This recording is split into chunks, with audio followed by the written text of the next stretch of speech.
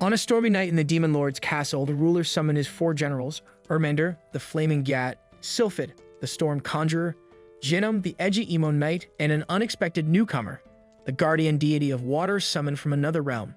To everyone's shock, the chosen one was an average loser, smelly Salaryman, Uchimura. Uchimura's life had been far from extraordinary. After graduating, he tirelessly job-hunted until landing a position. Despite his efforts, his boss dismissed him as a failure, just like how your parents viewed you.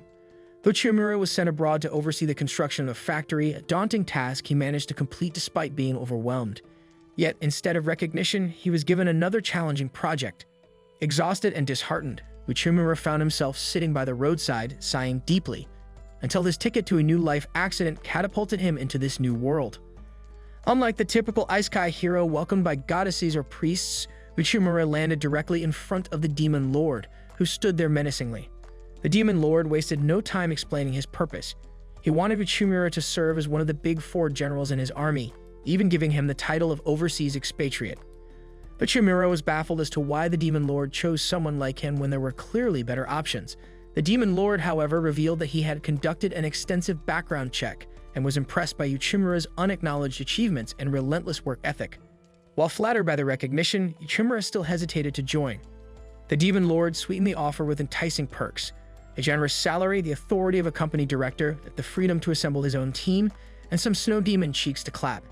As a final assurance, he promised that if Uchimura refused, he would safely return him to his world, even though he would be presumed dead. Touched by this unexpected respect, Uchimura was tempted but doubted his worthiness due to his past. Sensing his hesitation, the Demon Lord dismissed Earth's critics as fools who failed to value hard work. Rising from his throne, he passionately declared his intention to help Uchimura unlock his full potential, promising they would achieve greatness together.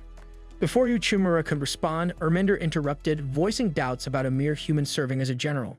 Sylphid and Jinnum echoed her concerns. To settle the matter, the Demon Lord proposed a test to prove Uchimura's value. Disregarding orders, Ermender attacked Uchimura with overwhelming power, knocking him unconscious. The Demon Lord intervened, clarifying that Uchimura's strength lay in his intellect, not physical prowess.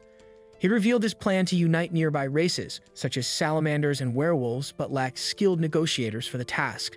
To test Uchimura, he assigned him to persuade the Minotaurs to join the demon army. Reluctantly, Uchimura prepared for the mission, accompanied by Ermender.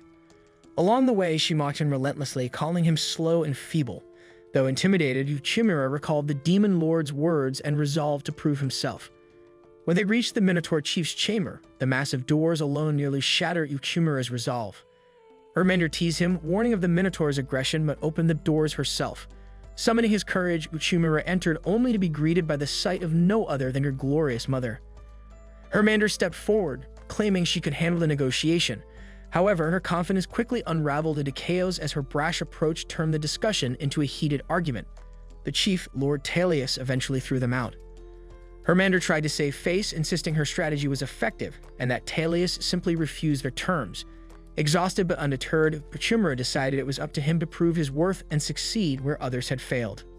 Hearing the Minotaur chief's angry grumbles, Uchimura decided to withdraw temporarily and return later with a plan. Haunted by the intimidating image of Talius, Uchimura struggled to focus. At a nearby bar, memories of his Salaryman days surfaced. Clients who repeatedly said no but eventually agreed after persistent efforts. Inspired, he finished his drink, resolved to approach Talius again with a fresh strategy. Meanwhile, Ermender reported Uchimura's supposed failure to the Demon Lord, who urged patience. Skeptical, she hurried back to Talius' chamber, where she found Uchimura holding a sack of hay he referred to as trash. Confused, she asked about his intentions, but he explained that the hay was crucial for his next discussion with Talius. When she dismissed his idea, warning that Talius was impossible to negotiate with, Uchimura calmly reassured her. He explained that negotiation isn't about overpowering a client, but about bridging the cognitive gap between both parties. He emphasized the importance of building trust, starting with direct communication and eye contact. Despite Ermender's doubts, Uchimura entered Talius' chamber with confidence, hand in hand, promising to make things work. Seeing his newfound determination, Ermender realized he was no longer the timid, self-doubting man she had first met. The next morning, Ermender stormed into Talius' chamber after hearing no updates all night. Inside, she found hay scattered everywhere and assumed Uchimura's negotiations had taken place. To her surprise, Uchimura revealed that Talius had gone to meet the Demon Lord to finalize their alliance. Shocked, she demanded to know how he achieved this so quickly. Uchimura explained that Talius had always been open to negotiations, but is secretly at Sunday rejecting offers to test Erminder's resilience. Her impatience and tendency to storm off had led her to believe negotiations had failed each time. Uchimura, however, had taken a different approach. He spent the night understanding Talia's concerns and using calm, persistent dialogue to build trust and find common ground. Later, Talius and the Demon Lord returned, confirming the alliance. Talius apologized for his earlier hostility and praised Uchimura's skillful handling of the negotiations. Offering a firm handshake, he expressed his gratitude. Impressed, the Demon Lord declared Uchimura's test a success and officially appointed him as one of the Big Four generals. As a symbol of his new position, the Demon Lord gave Uchimura a golden bracelet, marking the beginning of his role as the kingdom's overseas envoy. Though Erminder still harbored doubts about Uchimura's abilities, she begrudgingly acknowledged his achievement. With many negotiations ahead, the two set off together. Watching their budding teamwork, the Demon Lord felt hopeful that Uchimura and his generals would bring his army closer to its ultimate potential. This then marks the end of today's anime recap. If you enjoyed the video and want more of it, please support the channel by leaving a like and subscribe.